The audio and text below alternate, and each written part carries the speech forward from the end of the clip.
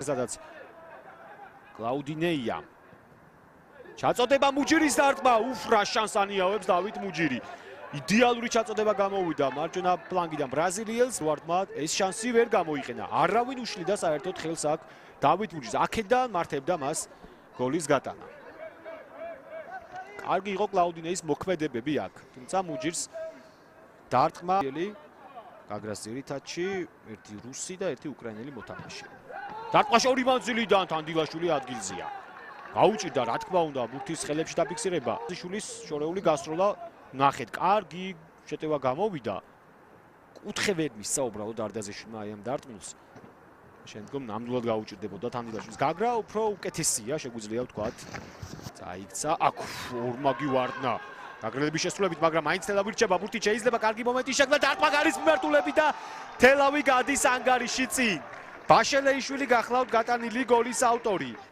თელავის ნახევარმცველმა მისი მეოთხე გოლი ჩვენს ჩემპიონატში აი ეს ვარდნები რომელზეც ვისაუბრე შეუთანხმებელი მოქმედება და ლოგიკური დასასრული სიუკაევიც რატომ იყო ასე წინ გამოსული არ ვიცი ძალიან წინ იყო არსენ სიუკაევი და მით ძალიან კარგად ისარგებლა მიხეილ ბაშელეიშვილმა მეკარის ბრალეულობაზე ნამდვილად უნდა ვისაუბროთ ამ ეპიზოდში კი ასაგებია ცენტრში შეცდნენ გაგრას ფეხბურთელები თუმცა გაისმა მსაჯის სასტვენის ხმა ვანდერსონმა დაარტყა გარის მიმართულებით და გადარჩა თელავი გაშვებულ გოლს გრძელდება შეტევა მუჯირი დარტყმა და გავიდა მაინც გავიდა გოლი მრავალსვლიანი კომბინაცია რამდენიმე ფაზიანი და დავით მუჯირმა მეორე წრეზე დავით მაინც მოახერხა გატანა ცოტის აი ამ ჯარიმის შემდგომ გადარჩა აქ ნამდვილად თელავი შემდგომ აქ თანდილაშვილმა როგორ კარგად იმოქმედა მაგრამ აქ ზოიძის ჩაწოდება და დავით მუჯირი მარტოდ ამხელა კაცი თავდამსხმელი არ უნდა დატოვო თან ეს უკვე მეორე ხდება ზედიზედ დღევანდელ შეხვედრაში და მუჯირმა მოახერხა და ამჯერად გაიტანა ხარიხის დახმარებით თუმცა ეს უკვე მეორე ხარისხოვანი ხდება დავით მუჯირი კიდევ ერთხელ ახერხებს თავის გამოჩენას ფაქტია რომ 26 წლის ფეხბურთელმა კარგი ფორმა აკრიფა სეზონის ბოლოს. 1-1. ვანდერსონის ჩაწოდება საჯარიმოში. შვენიერი ასე გამოუვიდა ვანდერსონს, პორფირიო აი ამ ჩაწოდებულს ვერ გამოეხმაურა. ბრაზილიელი ვერ ხედავდა.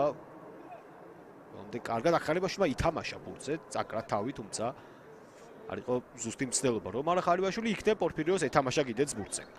4-0 დაამარცხდა იბერიასთან, მანამდე გაგრელების კიდევ ერთი შეტევა, მორიგი ჩაწოდება, მუჯირის დარტყმა.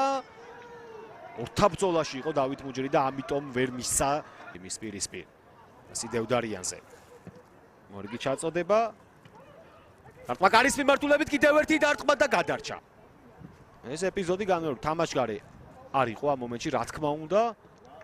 და ჩიცტობილაძე ურტყამდა აქ. რთულია იმის პროგნოზირება სიუკაევი ითამაშებდა თუ არა ბურთზე გარის მიმართულებით რომ წასულიყო. გარის ჩარჩოს მიმართულებით. რიდან ციცაზე მჭკვიანურად გაკეთდა არდაზიშვილი დაარტყამს დარტყმაში ორი მანძილიდან და ადილაშვილი იგერიებს, მაგრამ ანგარიში მაინც ხდება 2-1. ოღონდ ჯერ ეს გოლი არის გაუქმებული. ხარიბაშვილიც არა პროტესტებს და ალბათ იყო კიდეც თამაშგარი, თუმცა იყო კარგი. დევდარიანი. გრძელდება შეტევა ჟივიძე. ბილი ჩაწოდება დარტყმა გარის მიმართულებით და თელავი წინ გადის. იგიგო მარტინი გატანილი გოლის ავტორი. თქვი რომ სრულწლიანის პოზიციაზე თამაშობდა მეორე სართულზე მოქმედებები მისი მთავარი კოზირი არ არის გაგრას ტალღების მოგერიებას რომელიც წამოვა მომდენო შეტევებს. აქ თამაშგარი არ ყოფილა რა თქმა უნდა და იგიგო მარტინმა მოახერხა ტატო ჟივიძის ძალიან კარგი გამოზომილი გადაცემა და აქ უკვე ჭავჭანიძეს გაიპარა იგიგო მარტინის მოძრაობები. შვენიერი სილამაზის გოლი გამოვიდა.